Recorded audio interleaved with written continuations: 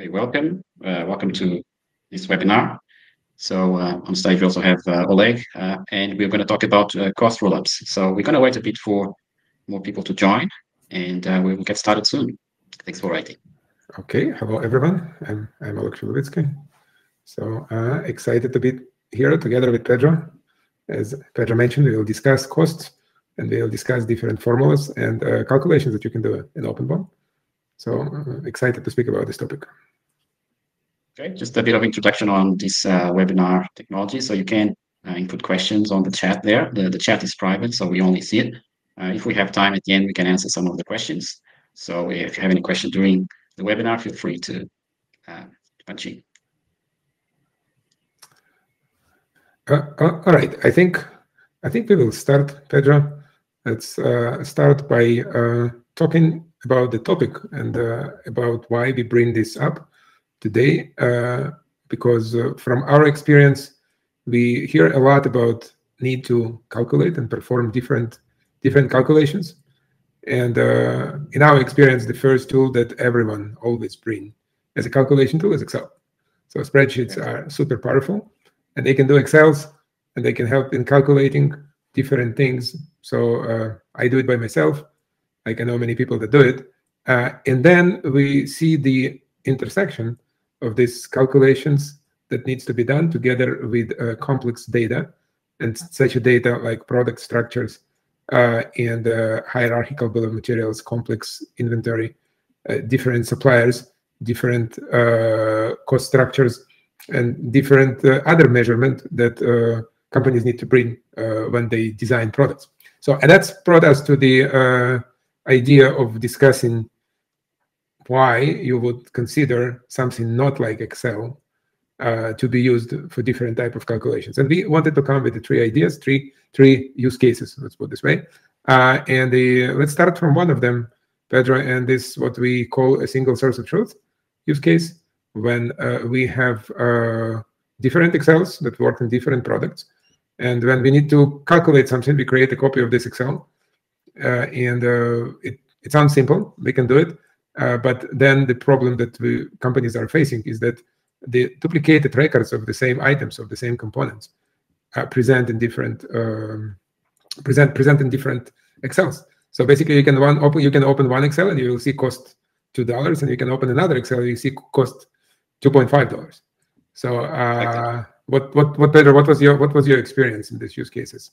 Like how yeah, I've seen it many times. Also, back when I did a lot of customer assessments or discoveries, where you go from design to manufacturing and following the data, understand all these Excel data and how people were exchanging data from engineering to purchases, and that was a lot of present, like multiple Excel files.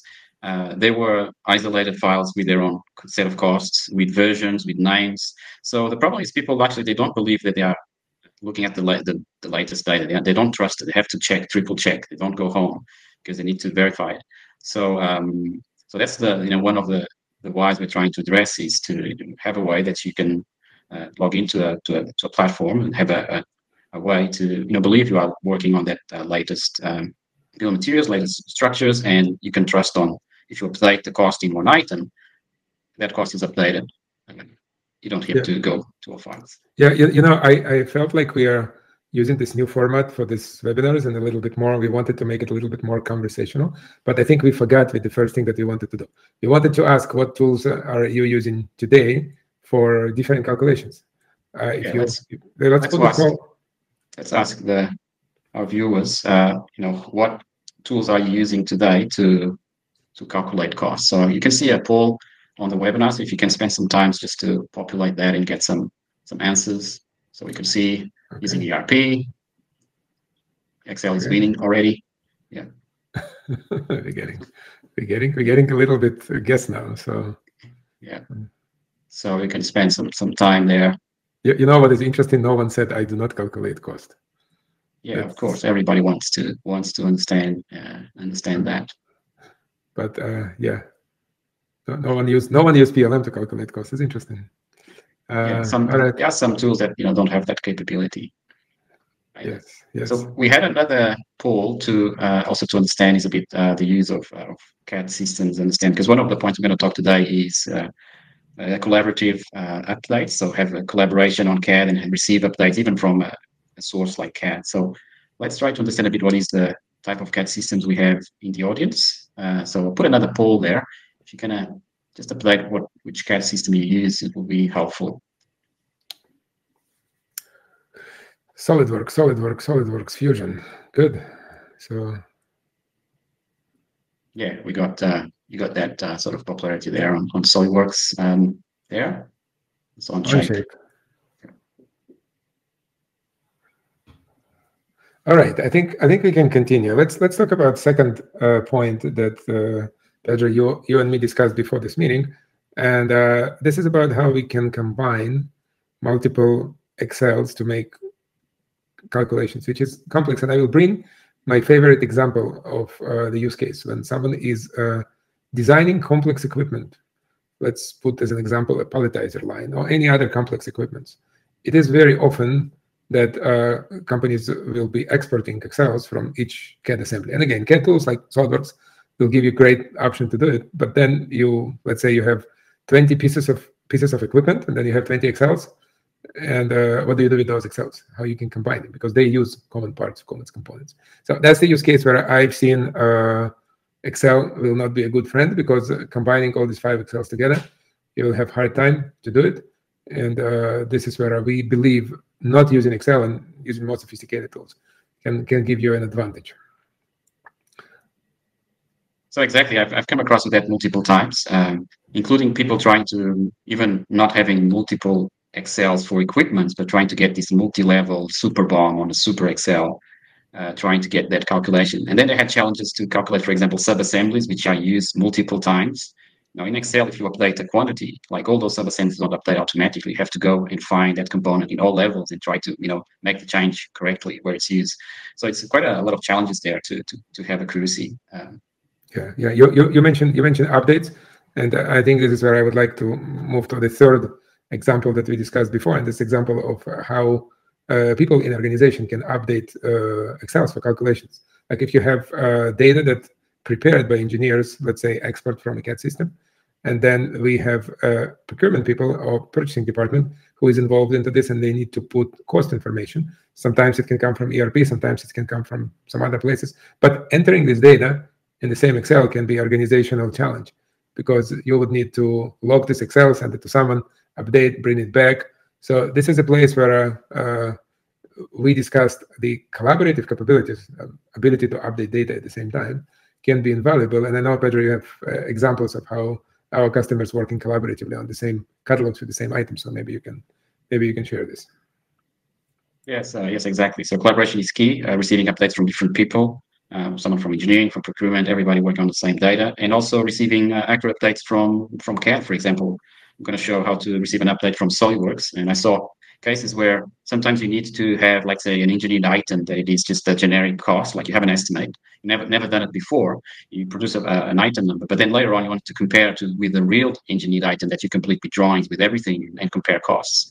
So that sort of ability is very hard to do just with disconnected Excel files. Yeah. Okay. All right. So we wanted it's also interactive. So we will experiment more in the future webinars. Maybe we'll try to make some dialogue. But for the moment, just give us a little bit thumbs up in the chat, so we will kind of feel that you're hearing us. And if you're in the strong disagreement, give us a big no exclamation mark that you disagree with us. And if yes, just give us yes. And I think with that, Pedro, let's move forward to the main course of the webinar, and we'll go with the demonstration and some examples that we will show, and then we will end up. Thank you, William, for your thumbs up. Good, thank you. So and let's move to the demonstration. Pedro, okay, so take it over. Thank you. So I'm sharing my screen away, just confirming that you can see it. Yep, I can see it. Okay, so I'm going to talk a few examples of cross rollups, and going beyond the normal challenge of the multiple Excel files all over the place, where it's hard to understand which one it is. So we're moving to a place where you can work on a multi-level bill of material. In this case, I have a structure that has like a container with multiple products. These products, they were actually brought from different CAD systems. This one came from Inventor, also showing some of our seamless integration with CAD. This one came from Onshape, so you can see all those levels, and the other ones from SolidWorks. So what we are doing here is doing a cost rollup. As you can see, all the components are being rolled up. The cost rollup setup is very simple. I'll show you later in how you can create a formula to do the cost rollups in a very simple way. But what I've done is I have inserted a brand new item that's not detailed. As you can see, it doesn't have any level. It's not a BOM yet. This is more like an example of an engineer item where you're are going to then detail with CAD, with engineering. So I can put it like initial estimate, $700 to, that's my estimate for this, how much this container will cost and what's the value on it. So I can do a baseline freeze where this cost is going to be frozen in time. And I could do that by just creating a revision. So this will be my baseline cost. Okay, so let's do this first revision to freeze this data in time so we can then collaborate on this bill of material and work together. Now, this environment, which we call the collaborative workspace, is actually a real-time environment. So you can have multiple users working on the same data collaboratively. So you'll see, multiple people, working on different places of the bill of material. They can do updates concurrently, so everybody can be working and making changes in different places, different areas. For example, if they make changes into quantities, they will see the costs changing and updating in terms of the total value. So I can see I'm changing quantities, and the total value is being updated, and this is also rolling up to the top level there. Total cost value is also being updated there. So this is all done automatically. So I wanted to show you also the ability to receive updates from the disciplines like CAD tools. For example, you start doing engineering and you use this part number or item number 48. That's the only thing you need in CAD to cross-reference it. So this is present already in CAD. So you can see that's the item there. But this is a brand new item. It never been created this way. It's reusing some of the components that you already have costs available. You already know them. You are reusing. So notice how OpenBOM you can fully create this bill of material and update the costs so you can actually see the differences.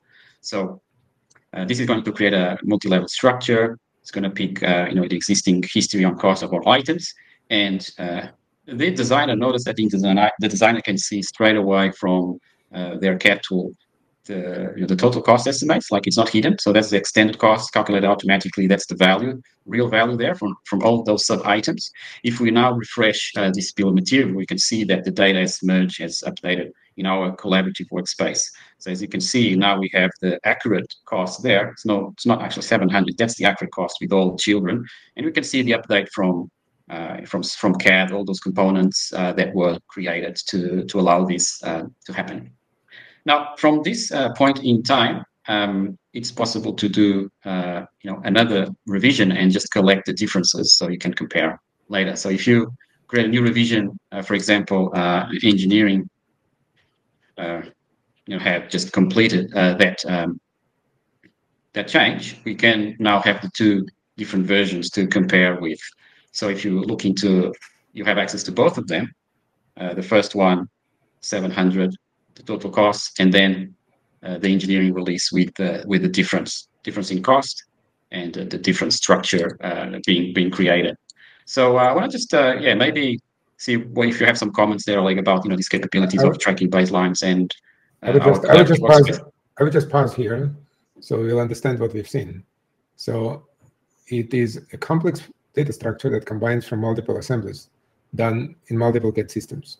So some of the items can be cross-used in multiple assemblies, but what we demonstrated is how we can put a centralized calculation system that can calculate and manage updates together with the people working interactively. So making changes in the design, pushing data to the structure, we'll see real-time updates and calculations.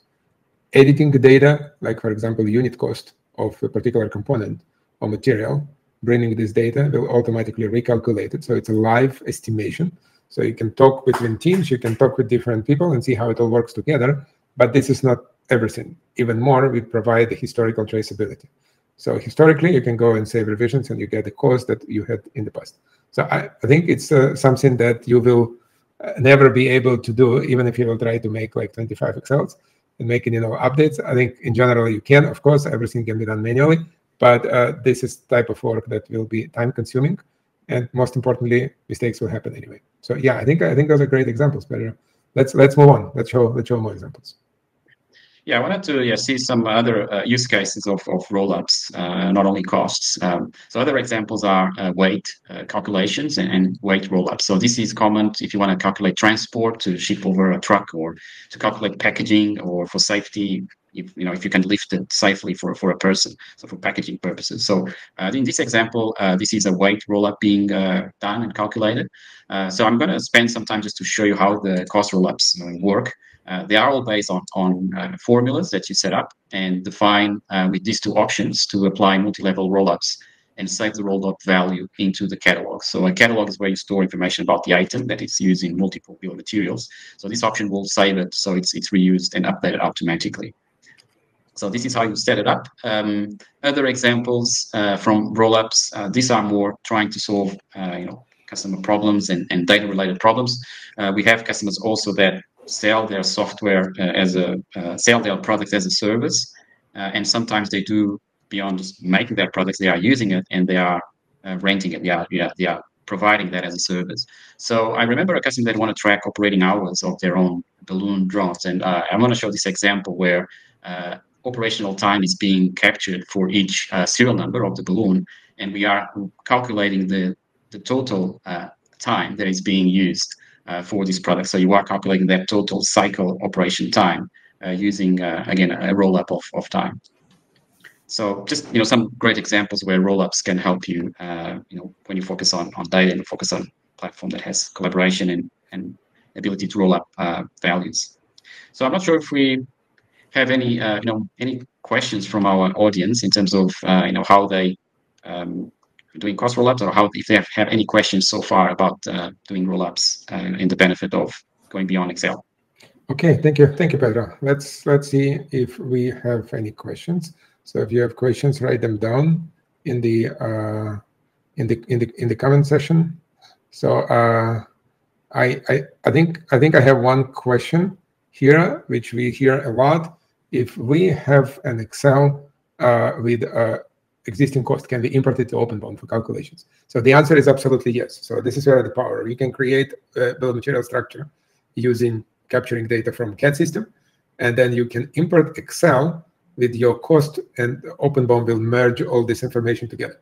So in fact, this is one of the integration scenarios when you can export data from your ERP system, and you can import it to OpenBOM model, and it all will be recalculated. We will talk in our future webinars about how we can make it seamlessly and live integrate to bring data from ERP, so it will calculate on time. But yeah, the answer is yes. Let me see. There is one more question. Can these cost rollups also apply to machine cost, assembly cost, and packaging cost? This is a great question. I would give my answer and then let Pedro to elaborate. Now, what you see in the example now on the screen, there is an attribute called cost, which is an item attribute. So now this item attribute can be just a value. So in this our example, it's simple value, but you can make this value calculated in a catalog, and that means that the cost will be calculated from additional parameters, like for example the packaging cost for this item. So this is one approach. And the second approach is that labor can be considered, for example, as an item and added in the right places in the bill of materials. So Pedro, what is your experience? Which of those are you see mostly used by the customers? Yeah, definitely. A lot of usage of labor as an extra item, and as time as the quantity, and then that's part of the cost of the bill of material. And we can then do any sort of calculations to allow to do that. So yeah, so I can show you some of those examples here where I remember recently there was a customer or prospect asking about doing packaging calculations and using Excel, and we shown that OpenBOM can also do that more complex calculation. I'm not going to go through all the details because there's a bit of math here involved, but in this case we want to calculate based on lengths of items and quantities and possible packaging time. We want to know the cost per bag. So that's what we're doing here. OpenBOM is calculating the total cost per bag according to parameters. So definitely we can create any type of bill of material, and obviously you gain also the great visualization capabilities to understand to everybody, what's your BOM like, what is the components that is available in all the related information that you have, which with it. So definitely yes. Yes. Okay. Thank you, Pedro. We have one more question. I am not sure I understand it, but it says, "Can OpenBOM facilitate the machine assembly and packaging?"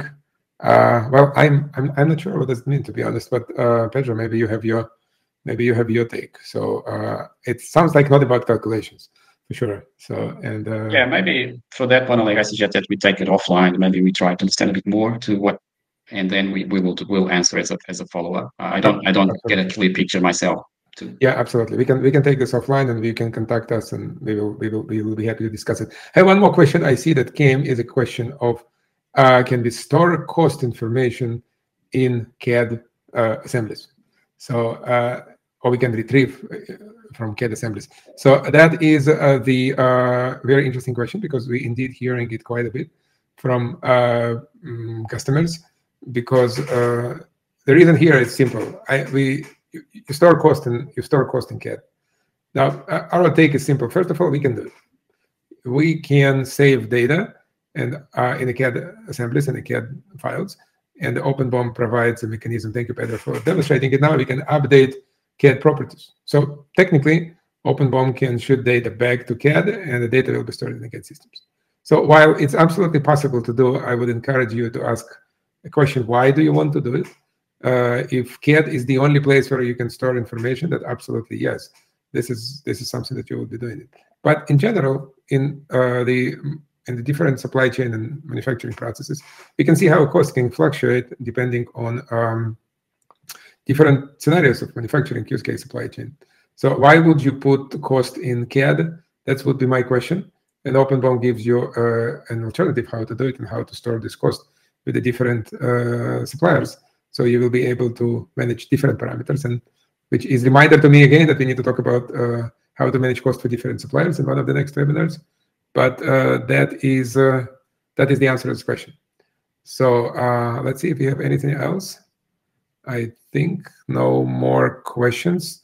So we are on the nice 30-minute run. So give us thumbs up if it was useful, and if you like it. We really want to get your kind of feedback and communication, and learn what we can share in the next sessions. Please feel free to contact OpenBOM support or contact us directly, and give us ideas about what other topics that you want to talk about. And I think for the moment, this is what we have. Pedro, thank you very much for sharing demos and sharing examples, answering all questions. Everyone, thank you for joining and spending this time before the weekend. And if you are in the United States, everyone, happy 4th, and everyone else, happy weekend. And we will talk to you soon. Thank you very much. Thank you. Thank you.